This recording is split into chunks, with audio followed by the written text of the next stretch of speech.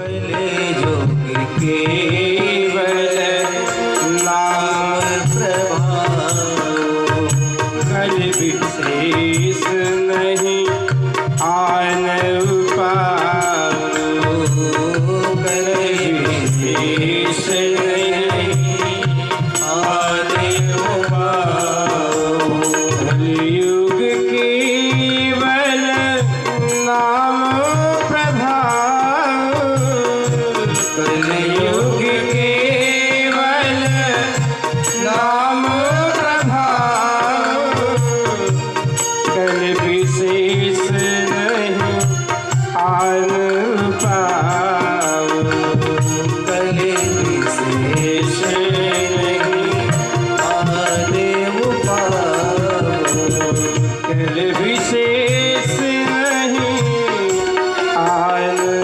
पाओ, कल विशेष नहीं आन पाओ। मेरे युग में केवल नाम की महिमा, नाम की गरिमा होगा। नाम संकीर्तनम यस्य सर्व पाप प्रणाशनम, सारे पाप दूर हो जाएंगे। केवल भगवत नाम जो गाएगा भव से पार हो जाएगा महाराज।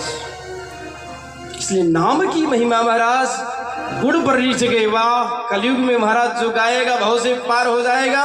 रीझे हुए थे कलयुग ने महाराज स्थान मांग लिया, 4 स्थान दे दिया। द्यूतम पानम स्त्रियम शूनानाम चतुर्वेद, 4 स्थान दिया। जहाँ पर जुआड़ी हो महाराज, जहाँ पर शराबी हो, जहाँ पर लंपट पुरुष रहते और जहाँ पर वैश्य का वास हो, 4 स्थान बोला महाराज। 4 स्थान आपने दिया, मेरा तो आनंद नहीं है। मेरा यहाँ क्योंकि खूब सुंदर मकान हो महाराज, एक ड्राइंग रूम तो होना चाहिए बैठने के लिए, कोई आ जाए अतिथि तो एक महाराज स्थान खूब सुंदर हो जाए तो आनंद आ जाए। अब तो महाराज गुड़ पर रीझे थे, उसने एक स्थान मांग लिया सोना, जय हो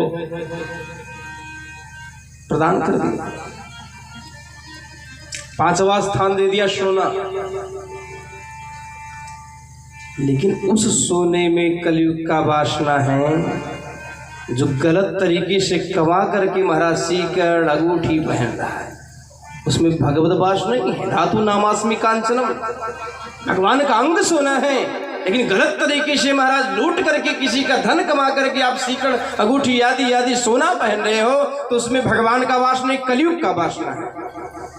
अगर भगवान को चढ़ा करके आप पहन रहे हो तो प्रसाद हो गया, तो उसमें भगवान का वास है। धातु नामास्मि कांचनम, गोस्वामी तुलसीदास जी लिखते हैं, तुम ही निवेदित भोजन करहि, तुम ही निवेदित भोजन करहि, तुम ही निवेदित भोजन करहि, तुम ही निवेदित भोजन करहि, तुम ही निवेदित भोजन करहि, प्रभु प्रसाद भूषण धरहि, प्रभु प्रसाद पट भूषण धरहि, तुम ही निवेदित भोजन करहि, तुम ही निवेदित भोजन करहि, तुम ही निवेदित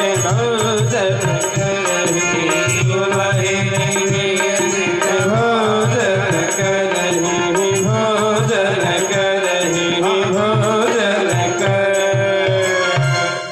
तुम ही निवेदित भोजन करहि। भगवान को पहले अर्पण कर दीजिए, उसके बाद आप ग्रहण करिए और प्रसाद बन जाता है। भगवान को चढ़ा करके सोना पहनिए, उसमें कलयुग का वासना नहीं होगा, उसमें भगवान का वासना होगा। 4 स्थान दे दिया महाराज। परीक्षित जी चले आए और पितामह भीष्म ने जरासंध का उद्धार किया। तो भीम जी ने, तो जरासंध का महाराज एक दिव्य मुकुट था। 20,000 राजाओं को जीत करके मार करके महाराज और सबके महाराज मुकुट को रख लिया था, क्योंकि राजा का मतलब जीत जाना तो मुकुट को उठाकर रख लेना। तो सबकी महाराज मणि को निकाल करके एक दिव्य अद्भुत मुकुट बनाया, जिसमें महाराज मणि ही मणि थी। महाराज जी धारण कर लिया। महाराज दूसरों का हाय लगा था उसने, जरासंध का मुकुट था, उसको धारण करके चले आए महाराज और शिकार खेलने के लिए आए महाराज। एक महात्मा का अनादर कर दिया। शिकार खेलते खेलते खेलते महाराज प्यासी आए एक कुटिया में, बोलते महाराज यहाँ तो समाधि लगी थी समीक महामुनि की। समीक जी महाराज कुटिया में समाधिस्थ थे।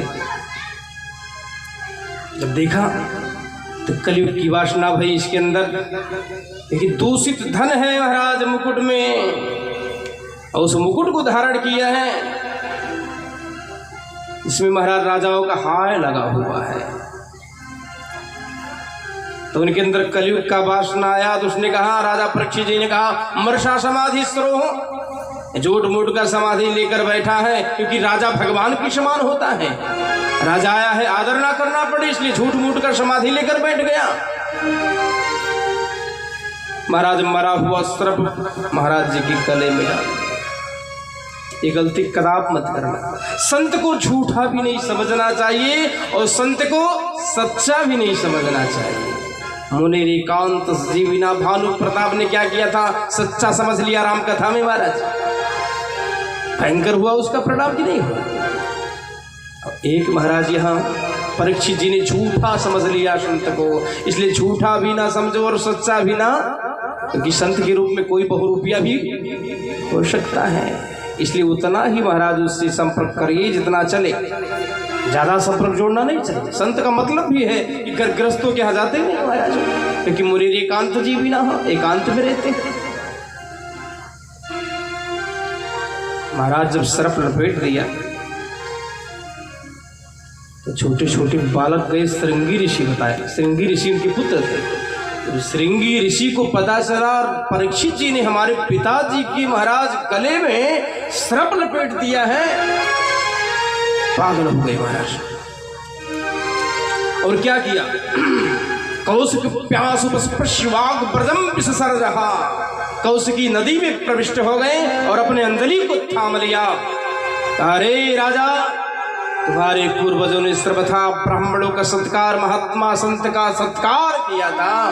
अब परीक्षित जैसे पापात्मा दुष्टात्मा ने मेरे पिता का अनादर किया है, एक महात्मा का अनादर किया है, इसलिए आपने मर्यादा का उल्लंघन किया है। और यह श्रृंगी श्राप देता है, इतलंघित मर्यादम तक्षका सप्तमे हनि कुलांगारम दक्षति यश्म कुलांगारम शोधितो में ततद्रुहम। हे कुलांगार, मर्यादा के उल्लंघन करने वाले, परीक्षित मैं श्राप देता हूं, आज के 7वें दिन तक्षक रूपी दंशन से तेरा मृत्यु सुनिश्चित हो जाए, काल के गाल में तू समा जाएगा। भयंकर श्राप दे दिया। जब वहां से आए महाराज पिताजी के पास तो रोने लगे। बालक तो महाराज कंठ अवरुद्ध हो जाता है, ज्यादा रोते, बोल नहीं पाते। अन्य बालक सारी वृत्तांत बताए। समीक जी ने डांटा, परीक्षित जैसा राजा नहीं होगा, जितने अब राजा होंगे धर्म निरपेक्ष, धर्म से कोई मतलब नहीं होगा, केवल चापलूसी होगी महाराज। सत्ता को पाने के लिए कुछ भी कर डालेंगे, धर्म अधर्म समझ में आएगा। परीक्षित जैसे राजा को, महात्मा को तूने श्राप दिया है, और राजा नहीं महात्मा है। ये ख्याल करिए, अगर पुत्र गलती करता है तो डांटना चाहिए, कभी बढ़ाना नहीं चाहिए। बढ़ाओगे तो बर्बाद कर दोगे, जान। तुरंत महाराज शिष्य परिकर को भेज दिया और कहा जाओ उपाय कुछ करें। महाराज परीक्षित जी को जब वहां मुकुट निकाले महाराज, तब सूझा कि हमने क्या कर डाला। अहो मया नीच मनार यवत कृतम निरागसी ब्राह्मण गुण तेजसी, हमने कितनी निंदनीय कर्म किया, एक ब्राह्मण का अपमान कर दिया, एक महात्मा का अपमान किया है, इसलिए भगवान मुझे दंड मिलना चाहिए। शिष्य आए, बोले महाराज आपको श्राप लग गया। उस श्राप को स्वीकार कर लिए हैं परीक्षित जी। बोले मुझे तो मिलना ही चाहिए था दंड, क्योंकि परीक्षित जैसा है राजा, एक ब्राह्मण का, संत का अनादर किया है, जिनके पूर्वजों में महाराज सर्वथा ब्राह्मण का सत्कार किया था, आदर किया था। प्रयागराज गंगा के किनारे महाराज जी परीक्षित जी आ गए, क्योंकि 7 ही दिन के जीवन में बचा हुआ है। बड़े बड़े संत मनीषी भी आए। अत्रि वशिष्ठ च्यवनः शरद्वान नरिष्ठ नेमी, तमाम संत आए, अपने अपने बात बताने लगे। महाराज यज्ञ करो, आदि आदि करो, यज्ञ करो, कोई प्रवचन करो, अनुष्ठान करो। आपस में महाराज वार्ता करते हैं। प्रयागराज गंगा के किनारे उन्हीं के मध्य में महाराज जी खोड़स वर्षीय 16 वर्ष के महाराज जी साक्षात श्री सुखदेव जी आए। कौन आए? बोले तत्र भवत भगवान व्यास पुत्रो यदृक्षया गामट्टमानो अनपेक्षा अलक्षलिंगो निजलाभ तुष्टो भृतस्य बालैर्योधूतवेशः।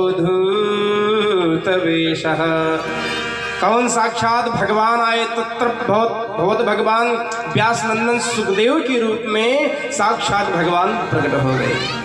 बोलो सुखदेव भगवान की जय।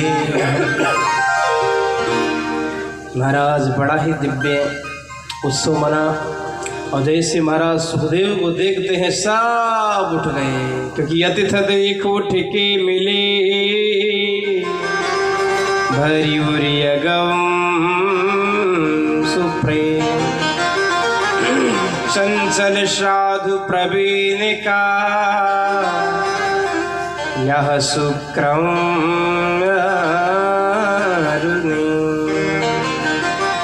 आज भगवान पधारे हैं। परीक्षित जी आदि संतों ने बड़ा सत्कार किया है। यही कथा हम पूर्णमदः करेंगे और पुनः कल आपको कथा सुनाएंगे। भोलेनाथ जी का विवाह होगा कल। महाराज सृष्टि आदि का कथा महाराज अनेकानेक प्रश्न करते हुए परीक्षित जी के माध्यम से कपिल उपाख्यान, माता सती जी का, माता अनुसुईया जी का